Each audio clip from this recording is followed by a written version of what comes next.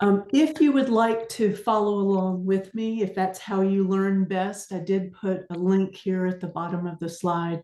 And you're welcome to go along with me, or you can skip ahead. It's your time. You learn as you want to learn. Or if you're the type who you just want to sit back, let me, drive this bus, that's fine too. And you'll have this slide deck to look at later as a guide. So as we go through thinking about submitting a presentation proposal, I'm going to give you the how to do that. But let's keep in mind the why you would even want to do it. There's different whys, why you would want to share your expertise, or why you have a STEAM story that you want to shout out about. So there is the why, but today's going to be mostly focused on the how. And so this is our agenda for where we're going. I'll talk just briefly about who's co-hosting this event, what are some of the benefits for presenting, what do participants want from a breakout session, and then I will give you the tour of the abstract management website, which is the submission portal, and then we'll have all the other time for Q&A. So co-hosting this event is our foundation, the Californians Dedicated Education Foundation, along with the California Department of Education, and then the California Commission on the Status of Women and Girls. And this will be our 12th year. So wow. In a way, it's not our first rodeo, but every year is different because the needs of teachers change over time, and the topics that we are talking about change. So in some ways it's new, but in some ways it'll be good to see some old friends. So benefits. One thing is we really appreciate presenters coming and demonstrating their leadership in STEAM in whatever context. We do have people coming from not just all over California, not just all over the state. We actually have people from other countries come to this because they look to California as a place where we're leaders, and this is where things are happening, and they want to know what is happening. It may be a chance for you to earn some recognition, depending on what your career plans are, and getting to network with folks. And we do realize the time it's going to take you to submit this proposal, and then if you get to come and present, we do have a special registration rate for you for that. And then there will also be, I'll give a little bit more into the lodging and all those logistics too. So who are the participants? Last year we had about 1,000, just under 1,500 participants come. And I show here the distribution. Pretty much we have about 20 states each year, represented different states coming to the symposium. And then within California, and in some countries, certainly Canada, but we've had people from all different countries as well. And then in California, this image with the California, with the different little heat spots, that shows you high participating areas. And then of course, the more rural places are represented as well. But you can get an idea of, basically there's 700 organizations that are represented coming to the symposium. So it's quite a large group, and it's a diverse group. Just to give you an idea of the types of attendees, we break things down into 3 buckets. We say decision makers. These are usually the people, a lot of people can be decision makers, but the people who typically have the money to say, yes, I'm going to invest in this. And then you've got partners, which would be like nonprofit partners, Boys and Girls Club, industry folks who are coming. And then all of our STEAM education drivers who are the specialists. We do have students who come, usually about 100, 150 students come, and they sometimes present breakout sessions, and they also demonstrate their STEAM projects. So they're included also in that STEAM education driver, along with, of course, the school site educators. And then we tend to have, if you look at the teacher grade distribution, we tend to have folks who are more seasoned in the career. We are putting a concerted effort into bringing pre-service teachers and those who have only been in the career for 1 to 2 years because we feel like it's a really great time. A lot of times when you're starting out as an educator, you don't even know conferences like this exist. You don't know how to advocate for yourself to be able to come to these kinds of things for your own professional learning. And so we are doing things to bring in more early and mid-career folks. And so the types of things that we're asking people who are going to be presenting to think about is with STEAM educators and thought leaders, when they come to this event, they really want to have, if we're asking people to teach students with hands-on interactive practices and methodologies, we're asking presenters to do the same thing with these teachers as they come in to learn from you. The ways that people would like to learn when they come to the symposium is they love hands-on activities. Maybe it's where they're making something that then they can take back to their classroom and show their students, like, look, this is what I made. I'm excited about this next lesson, and now you are going to make. So it could be something like that that helps them to prep for, maybe they're at the conference or the symposium on the weekend, and maybe they can use it on that Monday when they get back to the classroom. And then small group interactive participation. People love to be a part of the community, to belong in the community and be able to experience things together. Maybe there's collaborations, maybe it's starting to do some planning together. And then other times there can be panels where it's a group of people who are sharing and they get to interact with the folks in the room about how they got to where they are, or what their maybe some high impact practices that they've tried, and gives people a chance to interact with the panel. So we have 3 formats this year for the that you would choose as far as what is your presentation content and what is the best way for people to be able to experience what you're presenting. So as I mentioned, it could be a 60-minute facilitated discussion where there's panel and people are really engaged. Maybe there's some sort of problem solving going on. Or it could be a 60-minute interactive collaboration or hands-on like we just discussed. And we do have a makerspace. And the makerspace typically is somewhere to 4,000 to 5,000 square feet, where it's all equipped with things, and we have people who run classes there, and they help people to see how they can create things and then think of ways that they can have their students tinker and create. And so we will have some classrooms in the makerspace. So if that is really aligned to the type of presentation you're going to give, then it might be best to have you in close to the makerspace where there's high energy and maybe some materials and things that you would need. And then the other format is a 30-minute quick talk. Some people prefer that because they have like one thing they want to explore. Maybe it's a one quick hands-on thing they want to share that really has worked with their students. Or maybe it's something like a resource or a website that was newly created with teacher resources, and you just want to show people and get them to understand what's there for them to be able to use. So that's what the quick talks are for. And every year over the past 11 years, we do feedback surveys, and people really are telling us year after year they want actionable takeaways. So they're not as interested in hearing, like, here's my success story that worked for me, and it's just your story, but it's not something that they could then apply in their own classroom. So they would like it to be more strategies that are more general and not kind of the unicorn one thing that is work for one person, but how would you replicate it? So they want something that's actionable, they can take back, they can talk to their principal, or they can talk to the other people in their organization and come up with an action plan on how they can enact something to impact students at their site.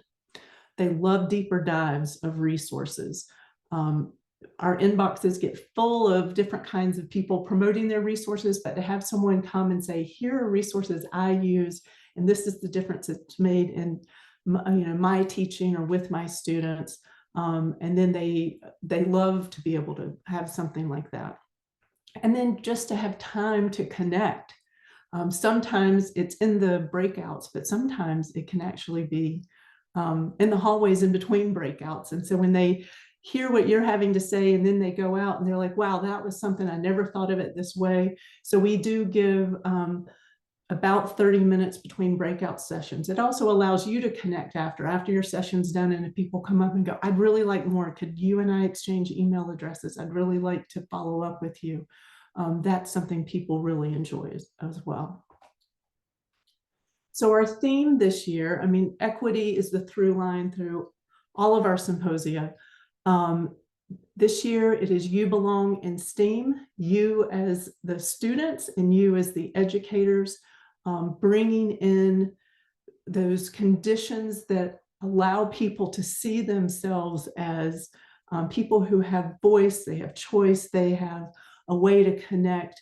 And, whether it's, looking at STEM careers for our students, or just we're recruiting and wanting to retain our educators, having them feel like they belong, because they do belong. And so as what is expected is when participants come into the room, they're really wanting these strategies. They want things that it could have more to do with like well-being, and it could have to do with, the social, emotional, it could have to do with the academic. So there's big leeway. There's not just one path into this, but people really do want to hear about authentic STEAM experiences and how it did have high impact with the population that it was used with. This might seem like a silly kind of tip, but we have a mobile app each year, and our participants use that, and that's how they find which presentations they want to go to. So they could, let's say I'm a 6th grade teacher and I want to really explore the intersection of literacy and let's say literacy and social justice and social impact and maybe climate change. And so I can use filters within the app. And if you have a catchy title, something that helps your presentation stand out, and you have a really good description, it helps people to know the gist of what your presentation is about and helps them know if it's the right place for them. Because I'm sure if you've been to any conferences, symposium, it's really frustrating if you go in and you think it's going to be one thing, and then it turns out to be something else, and it's not aligned to what your learning goals are. So we try to have the app guide people to where they want to be, to learn what they want to learn. Along with that title is a description, and I'll go through this a little more. You'll give a larger description for our reviewers. We have every presentation that's submitted, every proposal, we have at least 2 different people reviewing it and grading it. And so you'll give a lot more information so that they can visualize, like, what would it be like to be in this, breakout room with this presentation. So you'll paint the picture for our reviewers, but that isn't what we put into the mobile app. You take that, you can synthesize it, condense it, and it needs to be something that people can read. They see your title, they see who you are, your bio, your headshot, your organization, and then you tell them, here's a quick sneak peek of what you're going to experience. And if they need to bring their own device, you could put that information in.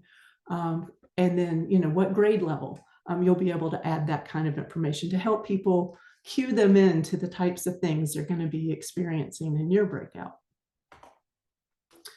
And people love it when you don't read from slides, and I'm sure you already know that, but the feedback we get, they really enjoy when it's something visual that they can see, get the idea of what you're talking about, but they're really there to meet you, hear from you, and the visuals that you give them to just help activate the type of learning you're trying to, and the messaging you're trying to convey. So just some logistics. Every breakout room will have a projector, it'll have the HDMI connection, you'll have the screen, you'll have a microphone, a connector for your laptop. There'll be, for the most part, it's going to be round tables in the room, probably about 8 to 10 people per table. And We don't set things up in like class, kind of in rows, because we want to encourage that connectivity, and the collaboration. So as you're planning your presentation, think about how the people will be facing each other, and they'll have a table. There'll be space to make or build or spread out or have their sheets or cards or whatever it is that you're bringing.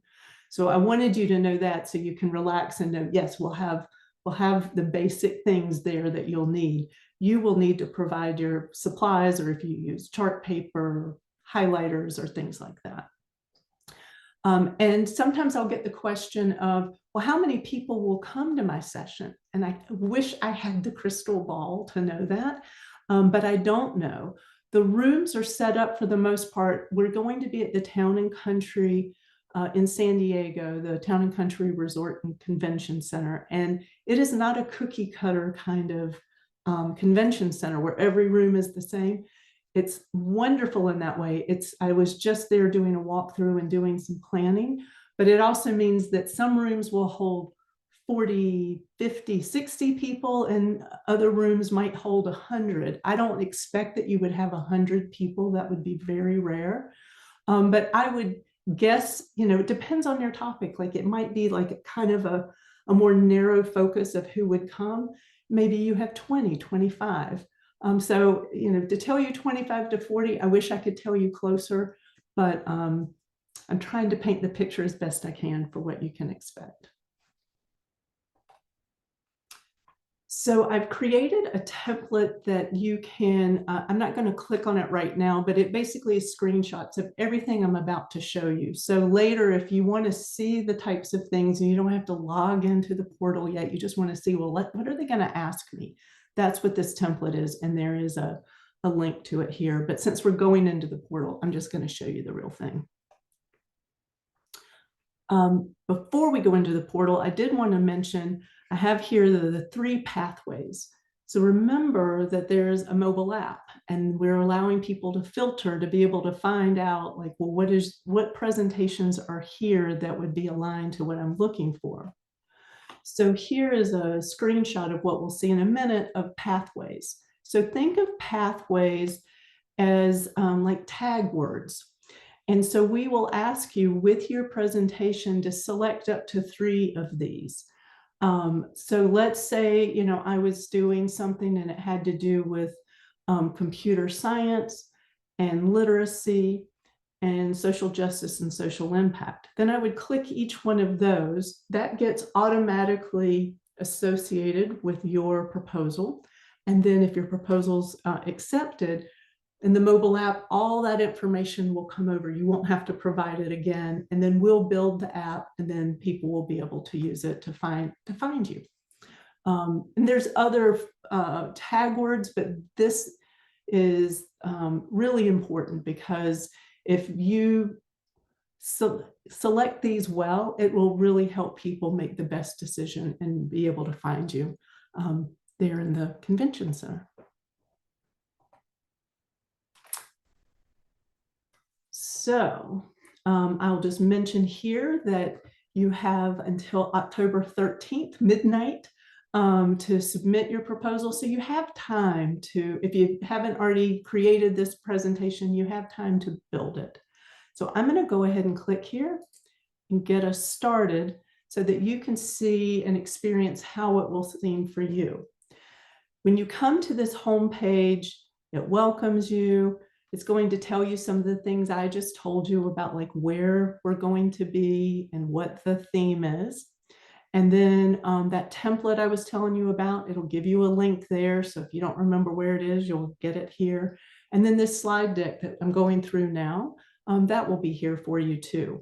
And then as you have questions, we have, this is monitored daily by several people, so we can get back to you if you have a question. It's STEAM Symposium at cdefoundation.org. So that's what this welcome page is, but the most important part that we're thinking about now is we need to log in or get started. Now, for me, I've gotten started before, so when I click Get Started, I'm going to be able to log in. You likely have not tried this yet, so I have here, you need to create an account before you can access this. So I'll show you what that looks like. If you need to create the account, you'll click here and it's going to ask you things like your name and your contact information. The most important thing is your email address. Now, in years past, one hiccup that sometimes we would have is because someone would be entering in their personal email address, and then they would be looking in their work email address for confirmation of acceptance of the presentation. All the system will know you by is this email address. So it can be anything you want, if it's work, if it's personal, whatever you want, but just know that this is how you're going to find out status updates on your proposal. This is where your confirmation number will be sent. This is where, for when we have know before you go, I'll send out information before the event. So sometimes I will hear from folks and they're like, I haven't heard anything. And then I'm like, well, maybe it's in an account you don't check that often. And usually that's where it is. So I'm just mentioning that so that you think ahead of time, where do I want this kind of information coming to? And then that's how we'll contact you.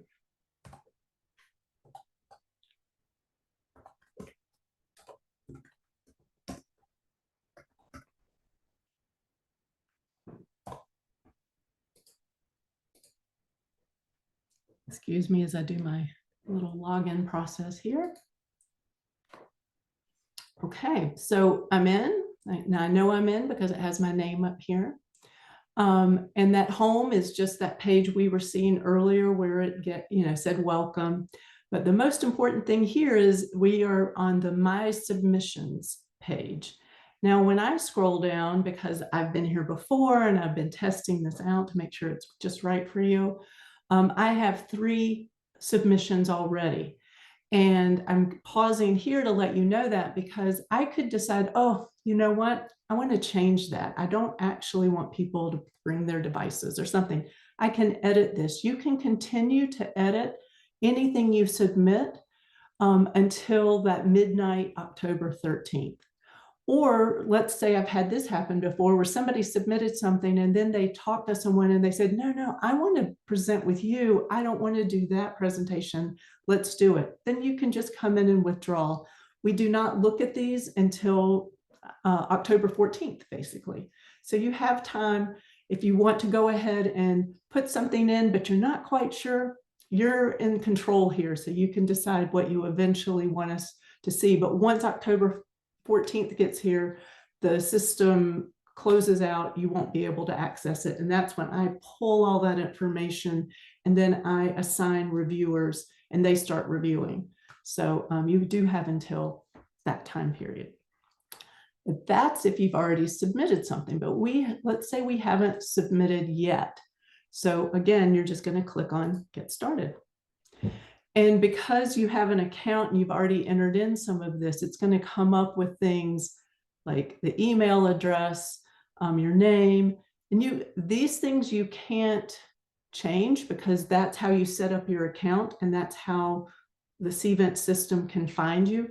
But if you decide later, oh, you know what, I didn't type in my title correctly, or I've now been promoted and I have a new title, you can change that over time. Anything that you see as the gray box is something you can edit at any time. And so I've got my work information here. This is where we ask you to agree that it's okay to use that email address to contact you and give you status updates about your submission. Anything I would need to communicate to you, like maybe I need your bio or your headshot, then you're giving me permission to contact you for that and to keep you informed, like the know before you go, or if the hotel rooms are about to sell out and I want to let you know, hey, if you don't have your hotel room, be sure you get it, because we want to be sure it's convenient for you to be there at the symposium. And then we have some things that if it has a red asterisk, then it's something where you have to give me some information. Otherwise, we are trying to understand who we're serving, who's coming to us. We want to make sure we're offering the best event we can. So we have information here that is demographic information. If you would provide that for us, it helps us to know who we're serving. The other question here is it's letting you know the rate of $3.95 for any accepted presenters, and that includes co-presenters. So if you have 4 co-presenters, everyone is considered a presenter. It's not like, oh, there's primary and then co-presenters pay something different. It's not like that. And so we want to know, our intent is that the organization you're coming from, that they would be covering your costs for coming to do this. And so we're asking you to let us know if you do have your funding covered for coming, or if it's because, well, I have to be a presenter, or they say they won't pay. If you would give us some idea of this, because again, we're trying to figure out who we're serving and how things are funded so that we can better align things if something is not aligned well. And then, as I mentioned, co-presenters, you may think, I really want to present this, but I don't know who would present it with me. It's okay. You don't have to tell us now. Or if you already do know, then you would click add a co-presenter, and then it will ask you information like their email address, their name, and their work information. It won't ask you all the like dietary restrictions and things like that you might not know, or demographic information. You don't know how they would want to be identified with this. So you don't have to fill in that information. They can do that later on their own, but you would be identifying them as a co-presenter. So at this point, I could click save, because maybe I've got to go to a meeting and I don't have time to work with this right now, or I can say save and continue. So I'm going to save and continue. And now we're at step 2. And there's only 3 steps, and the 3rd step is reviewing. So this is the main body of the work that you'll do for this. And so I've given you just a little overview here of, okay, what am I going to do on this step 2? You're going to give us your title. You're going to give us your description. You're going to let us know, did you want a 60-minute or a 30-minute format that we discussed earlier? You're going to give us some details so that our reviewers can understand what it is you're planning to present. And then we'll ask you some questions just about objectives and outcomes. So now this is how it'll go. So let's say that I want to say, I just read a review today about Beetlejuice. So let's say it's Beetlejuice STEAM is what I'm going to be talking about. And then now I'm to the description part. Remember that there's a detailed section, and this is for the reviewers, and your attendees and the looking at the mobile app will not see this. And so I'm going to, say, here are the 3 activities we're going to do. This is intended for this audience. It's for pre-K teachers, and we're going to be talking about hungry caterpillar and the digestive system of caterpillars, or whatever it is. And then we're going to do, and I'll just tell, like, not every minute to minute what's going to happen, but maybe things happen in 10-minute blocks or 15-minute blocks. Give them, paint the picture for them so that they can understand what you're thinking that you want to convey. And if you would also let us know, do you expect the participants to bring their own devices? For some, they provide something like a little microbit, or it's like, this is unplugged. I really don't need people to bring their laptops, but maybe you do because you're going to be looking at resources together. And so if resources are required, devices are required, then you would say yes, or that you're providing a device, or no device is needed. Oh, and I'll mention up here, you have 2,000 characters for your detailed description. And that's also in that template I was telling you about. It also tells you the character limits. And now we're at the brief description. So this is the one they'll see in the mobile app. And so I'll just say brief test, please join me. And I might say something like grades, K through 5. Or maybe this is where I would say, I'm not going to spend all the time to make this beautiful, but maybe you are like, this is sort of agnostic. It can be for anyone, or maybe it's only for principals. So you would indicate that here, or it's for certain grade spans. And if you have a presentation that is already complete or something that you want someone to look at, you certainly are welcome.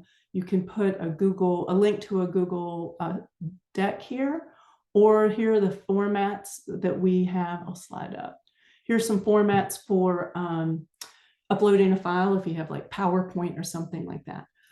But if it's like, well, this is still in the idea stage, I haven't built my slide deck, that's fine. Reviewers do not expect to see a slide deck or your presentation, but some people do want, they're like, you know what, they won't get it unless they see my slide deck. It's hard for me to describe it all in that detailed description area.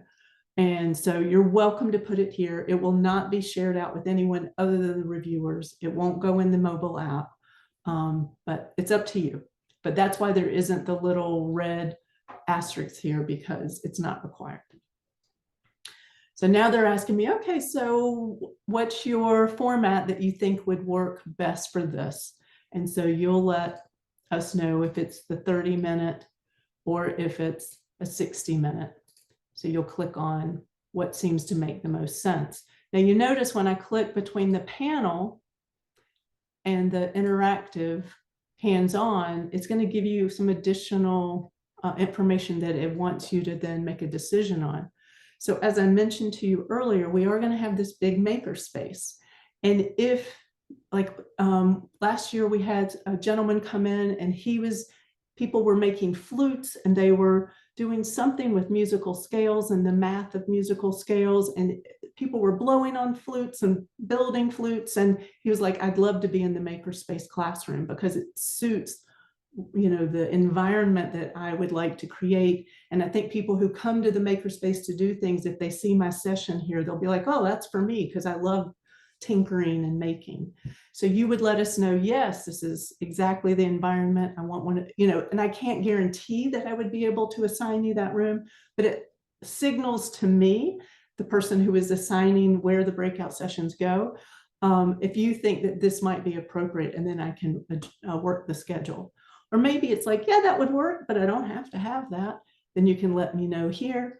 And if it's like, you know what, we're going to be talking about some deep work, and it's going to be about well-being and social justice, and we need to have kind of a quiet, calm environment. The makerspace is not the quiet, calm environment. So you would let me know here, like, no, I really prefer not to have, I want a more traditional breakout room. And here this is just information I gave you about what can you expect in your breakout room as far as what equipment will be there. And so the pathways that we discussed, this is where you're going to select up to the 3. So I'm going to say computer science, literacy integration, social justice, and social impact. If I try clicking more, it'll allow me, but it'll give you an error message in the end. So 3 seems to be the sweet spot. If there's only 2, then that's fine too, but up to 3. And then if you could let us know, you know, if there's some grades that it's particularly appropriate for, you'll let us know that here so we can pull it over as tags. And then the target audience. And so maybe you're really talking to after-school educators here. Or maybe it's like, you know what, this would be great for classroom and after-school educators. This is where you can let us know that. You can have it in your detailed description as well, but anything you click like this is something that can be pulled over as a tag for the mobile app. And then the state content standards. If you could let us know if it's applicable to what your presentation is. So since I had literacy and I had computer science, so, you know, these would probably be 2 that I would end up, and maybe with the social justice and social impact, there could be something here that I'm also wanting to bring in as, you know, as some standards that I'm aligned to, so that people, as they're coming, they understand if their principal said, you know what, I really want you to go and see what you can do to really dig deeper into computer science and the standards and some lessons, because we really want to start to champion that here at our school, then this would be something, as a participant, you would maybe click on computer science because you want to go to sessions that have that infused into the content. And then we want wonderful STEAM integration experiences for all students in our state. And it's really why this symposium was even conceived of all these years ago. And so we would like to know, what you'll be presenting. In what way is it helping to address the goal of not just a few getting this, but those, especially those who don't tend to get this kind of excellent learning environment and practices. What is it that is helping to address concepts of diversity, or maybe it's culturally relevant practices? So we give you a space here. The participants don't read this, but the reviewers do, because this is something our reviewers are very interested in seeing how this all weaves together to make an excellent breakout session for participants to come to. And then outcomes. So this would be takeaways. Maybe there's a lesson plan you're sharing, or maybe you're going to help them start to build, the structure of a unit. There can be a lot of different takeaways. One time I did have someone who put in that they were going to give away keychains and t-shirts. And that signaled to me, I realized it was someone who was better suited to be in our expo hall as a vendor, because they had something that they were selling, and people love to go to the expo hall. They love to have swag. They love to learn about the latest tools and different innovations that are happening. But that's not what the breakout sessions are. These are peer-led. And so we asked that folks who were wanting to let's say they have a curriculum to sell, then I can contact them and help them to get a booth, and they can have, and people can experience that sort of content in the expo hall, but it would not be something, that's not really what I mean by takeaways when I'm talking here about our breakout sessions. And the presenters who are accepted will receive an email to the email you give me here by mid-November. And we do have a wait list. We typically, this is the hardest part of my job. There are so many excellent, wonderful presentations that are graded and highly graded, and we have limited space. I think in some years we've received as many as 500 presentation proposals, and we don't have 500 spaces. And so we do have a wait list, because sometimes people are like, I can't go after all. My son has a soccer match and it's really important to me to go to that, and I can't do it, and they let me know, because you don't know today when you submit what your life may be like in February, and I get that. But that's just to let you know that I will be letting you know mid-November of acceptance or wait list. And at this point, you can save and continue. And if you'll forgive me, I'm just going to go up here and make sure I've clicked on everything so I don't get an error message, because that would be so sad for me in my own little place to get an error message. Okay, I think I've filled in each thing. Now I'm going to try to save and continue. So now it's coming to where I can review. If I go through this and look and see everything I've put in and I don't love it, I can just return to the submission and change it. It's not going to lock me out at any point until after the deadline. So I can see everything that I've said. And as I scroll down, if I'm like, I love it, but I'm not sure, I want to check with my code presenter because they may want me to add something, I can just save and finish later. But if you're like, no, I love this, and I also know I can edit it later anyway, then you can submit. And when you submit, you're going to get a confirmation number, and you can jot that down, but don't worry if you don't, because I will be sending you, or the system, I should say, will send an automated email, and it will give you all this information in the email. And that's a good way to check to be sure that you put the email address in that you want, because as soon as you do this, it should, within a couple of minutes at the most. Otherwise, check your spam box. And I may have a reminder here that you can always go in, and voila, you have submitted your proposal. So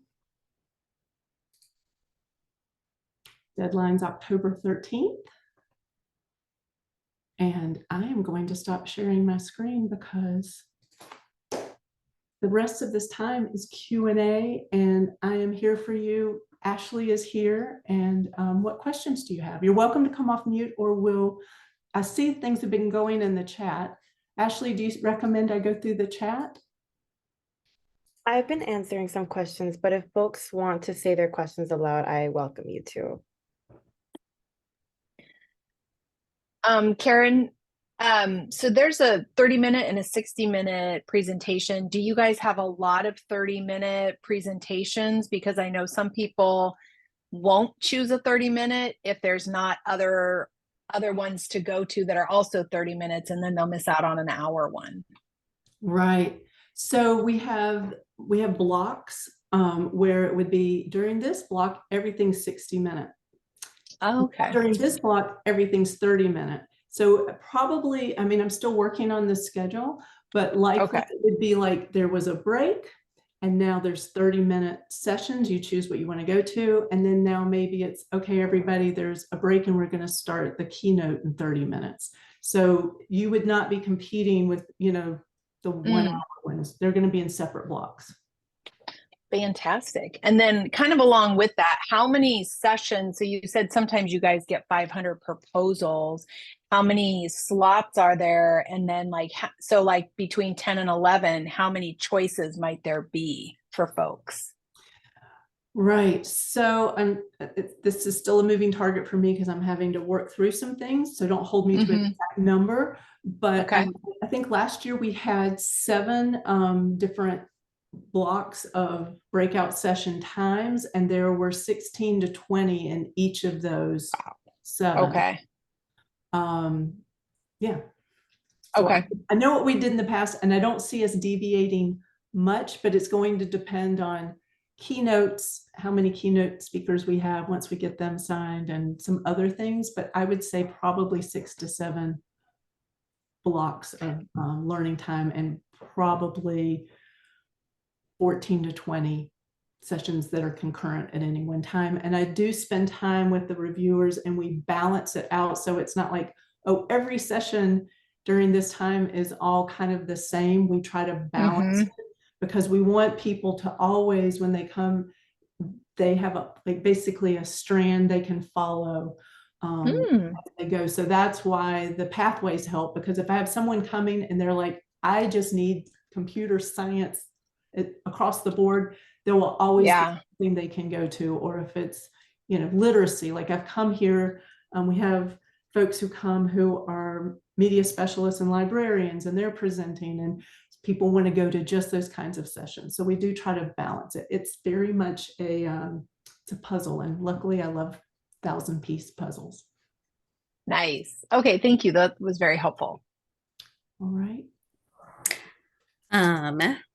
I have a few questions. So the first thing, I like that you have the makerspace as a presentation thing. I was there last year and that was fun to present there. The presentation I'd like to do is engineering a miniature golf course, which I've done with my students in the classroom for 3 years and developed it over time, and it's fun. But I'm thinking logistically about that, because the participants will tape off their miniature golf holes on the conference room floor with masking tape.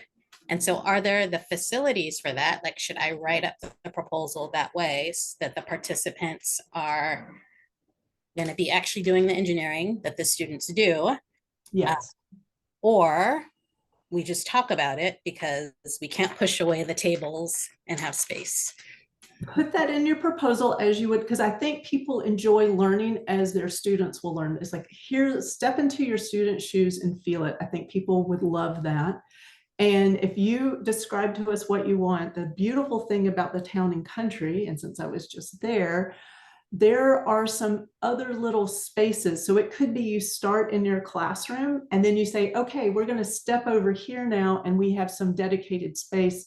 And I'm interested in, especially in what you're saying, because one of the things I didn't mention is that Friday night, the first night, were going to have social hour after all the breakouts and everything. And we were going to be doing games. And so it'd be interesting if you had your session and people were making something like what if you then went to the area where we're going to actually be doing the social hour? They could build their miniature golf thing, and then other people could come play later during the social hour and try it out. And that would just be, I love the idea of tying together like what they're learning and then bringing other people along to like, look what I got to do. Come try my hole 4 or whatever Okay. it is. So if you would I'll just write it. describe it, and then I look at all of them. Eventually, I don't grade them, but I look at them. And so I would just see a tie-in to something that we may be planning. So plan it as as you dream it, and don't tamp down your good idea. Okay, and then my second question, I am out of the classroom this year, so I'm not affiliated with any school, and I noticed that there's slots for that. Should I just put I mean, what do you recommend that I put into those slots as being? You're an educator, right? So I mean, it's hard for me to know because I don't know the whole context, but you don't have to have, Little Tree Elementary, just present who you are, and we welcome all. So just as you put the title that makes sense for you. Okay, and then the third question is, because I'm out of the classroom, I can't go to my principal and ask for funding this year. So do you have suggestions like for where to get funding, or is that a document that has? I do. In that welcome letter that you saw, and actually as you go through when it asks about funding, there's something called Make the Case. And thanks to Ashley here, she helped with this document where it talks about state and federal funding that's available for this kind of learning that would be aligned to what that funding is intended for. So I would say make the case, even though you might not make the case to someone, but this might be where you would see like, oh, I see there's some funding here at the state level that would, you could apply for that. Okay, and those deadlines align with the deadlines, the October 13th. I know like some of those things you have to ask for the funding like 6 months before you need it. I don't know the deadlines for each one of them, so I don't know, but I don't think there was anything there that was expiring quickly. So I think that I'm hoping there's something there that fits with what you need for your situation. I'll take a look. I saw that document, so thank you. All right. Thank you. Thanks, Crystal. Well, so far we've had a Karen and a Crystal, and I'm a K, but we welcome all letters of the alphabet to come off mute if you have a question.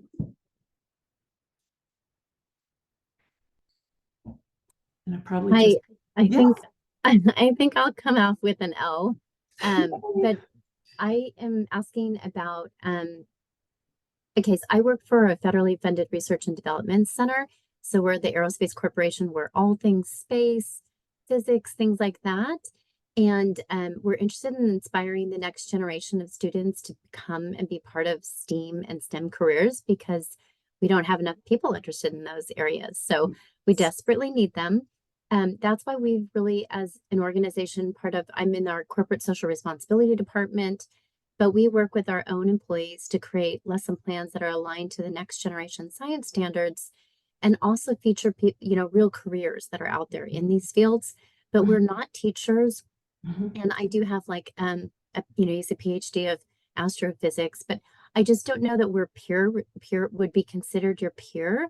And so I'm worried that our lesson plan that we were planning to propose was kind of an overview of all of our free resources that are available online based on our K through 12 STEM outreach team. So we're not teachers, but we work for a nonprofit that's, part of our space environment. And then we would bring like an expert who, has an expertise, who is the person that helped us develop the lesson plan and relates to careers in STEM, in the STEAM field. And our lesson plan really is also related to high school physics, orbital dynamics, things that are, and I just didn't see anything that would be applicable in your platform that would, directly align with that. It wouldn't be like a correlation, and I wouldn't want anybody to be disappointed when they come there and find out that that the lesson plan isn't on a certain thing. So I wanted to get your advice on that. Yeah, no, I appreciate that. And we do welcome nonprofits. And this is the way it has worked in the past really well, is that, like, because there's this one organization and they are a nonprofit, and their free materials are used in boys and girls clubs. And so they had actually some kids who have used their curriculum and games to come, and they presented, like, this is how you play the game. Teachers got to play it, and then the kids got to say how they enjoyed it. And then there were the experts there who designed it all and knew why you would want kids to even play this. And so I was thinking, if you have some folks who have used your resources, who could come in, so alongside someone who could say, here's how this is used, this is my experience using it, and this is how I've been successful using it. That might be one way for you to, you would be there along someone, as you're the expert, and you have someone who's actually used it. Does that make sense? We were going to bring computers and have our the attendees be the actual students, and kind of, it's an app that's web-based and also available on mobile, but an app that you can use to, save the Earth as a planetary defender. It deals with near-Earth objects that are both man-made or naturally occurring, like asteroids or meteors. And you would be making, launching a rocket, which would have all the dynamics of, how big is the engine?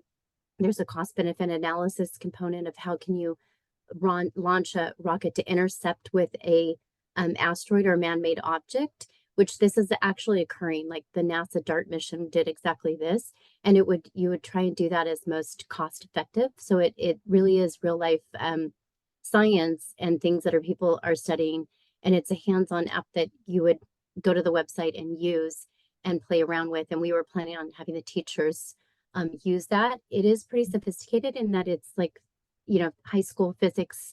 And so I just wanted to know, like, I don't know what the demographic is of the teachers attending, if that's too far out of scope, or does that sound of interest? I think you would be able to go in and, like, you could indicate that it's, physics, if it is, you could indicate what sort of standards it aligns to, and there's a place for that. And Sure. we do have quite a number of high school educators come. Okay. So I would say submit it. It sounds like something that could be of interest to that population of educators who are coming. All right, thank you.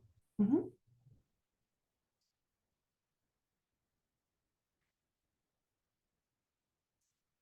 All right. Yes, Sarah. Oh, maybe not Sarah. Oh, there you are. Yes. Oh, is my okay. Sorry, when my camera is on, like choppy audio, but is this okay? I can So understand. far, so good. Okay, Mhm. great. Wonderful. Thank you. I'm really glad Leanne spoke for her nonprofit, because I also work for a nonprofit STEAM conference from a STEM collective meeting yesterday or Tuesday. And so I thought this was really cool. My goal is to find create like summer STEM enrichment programs for 8th to 12th graders in our BEAM program. We also do things like Saturday classes, summer camps, where we have, pretty like progressive math, like lesson plans and things that we share with other teachers in our BEAM network. But I don't know if those are like formalized or packaged in a way to be shared yet, sort of more globally. Or I mean, sorry, nationally or at the conference. But if I'm not too sure what to present, but this would still be a valuable conference, and I could, identify funding for it. And I'm local, I'm in LA. Is it still something feasible for me to attend if I don't present? or is there support for figuring out what to present? Right. So I think your audio was a little choppy for me, so I'm going to restate what you said to be sure I got what you were thinking. So you were saying that it could be like you're not sure if things are packaged, what it sounds like extended learning, like summer extended learning, and you're not sure if it makes sense for you to present. Depends on, I guess, having the total package of this and whether you would be ready to present, but would it make sense for you to come as a participant? Is that correct? Yeah, exactly. Yeah, I would say definitely. And actually, some people who have something that they just want to share, sometimes they decide to get an expo hall booth just because people are coming through and they just want to talk to people kind of one-on-one. They don't really want to train anybody, but they just want to have that experience to be able to say, can I show you some of these resources and show you what we're doing next summer and that sort of thing. So we have, like the National Park Service or the California Department of Ed, of course, is presenting things. So we have all these different folks. So it's not just people who are trying to sell something. And then some people just like to be able to come. They want to go to workshops and collaborate with others and just build their own network. And just a lot of times it's the conversations in the hallways where they really get to connect with people and say, hey, you know what? I heard you say this in the breakout session we were just in. We're doing summer programming too. You're the Tech Interactive, we do this. Let's maybe talk about what we could do together and share some resources. So I think that there's a lot of different pathways for connecting in with people. Presenting is one. The expo hall, you could even, it could be something where you want to experience it yourself and meet people and build your network of folks and share by being a participant. I'm going to note that we have about 2 more minutes, and I'm happy to stay a little longer, but for those of you who are like, okay, am I going to miss something? I don't have anything additional to share. I will be sending out something to all of you as a recap of this, but I just want to say thank you for coming and for bringing great questions, and I'm really encouraging you to submit a proposal if it makes sense for you, because you're just welcome. And I was a presenter before I came into this position. I was a classroom teacher. So I know how much fun it is, and it's great to make these connections. So I'm a big believer in being a part of it. And now that I've said that, I will take Jennifer, because now we're moving to the letter J. Jennifer. Yes, we are. Thank you for this info session. 2 quick questions. Does the event rotate between different cities in California every couple of years? And if so, is there a cadence to it, or? So we've been to San Francisco, Sacramento. It's been a long time since we've been in San Diego. We were in Anaheim and Long Beach, kind of back and forth. Pandemic wise, we had 2 years online. That was fun. That was when I first came here, two years of online symposium, and they worked great. But there isn't like, okay, this year we're in San Diego, next year we're in San Francisco, and then the next year we're in Sacramento. It's not, it's based on a lot of different things, like what convention centers have, right, availability. There's just so many moving parts to help us to choose where we're going to be. So I don't know where we're going to be next year. I see. I would be on that team. I'm the one who does the walkthroughs, but we're still looking at different things. We have some proposals out there from places are like, hey, come to us. We do have, some availability, but we haven't made the decision. So I wish I could tell you where we'd be next year, but I don't know. No worries. So 2026 is unknown right now. 2026. Oh, I'm sorry. Yes. So February 2025, we're in San Diego. I'm sure Okay. of that. But not 26. I don't know yet. Got it. And then my other question was just looking at the 395, the presenter rate, looking at the timeline, if we are still hoping to attend, regardless if our proposal gets accepted, and then also trying to take advantage of, pricing as a regular registrant before it keeps going up every, few weeks. Is there a possibility of, if we do pay the registration fee, now, Mhm. rate it is, and then we get notified that our proposal is accepted by mid November, but obviously that rate is going to be different from the regular. I've got you. Yeah, is it going to be You could just reimbursement as credit? register, and on Uh-huh. the back end, I have a registration manager who does magic, and she will change your status from participant to presenter, and then work with whatever that price difference Difference was. to be refunded back. Okay, perfect. Good to know. Thank you. You're welcome. All right, I've got Robin and Sarah. Any other questions? We're just happy to be together. It's just a nice evening. Well, I really appreciate you guys coming. And Ashley, thank you so much for being here and helping in the chat. It makes me so much more relaxed when I'm presenting to know that somebody's there handling things. It's hard to read the chat and my notes all at the same time. So I hope this was helpful, and I hope we get to see each other in San Diego. This would be fun. This will be a fun little group right here. Yeah, this was really helpful. Thank you so much, Karen. I was wondering if there is a link for participating as opposed to presenting. I have a link for submitting the presentation proposal. But if you wanted to just register, you're saying as a participant, what would you click to do that? Yes. Oh, yes, I think Ashley dropped it in the chat here.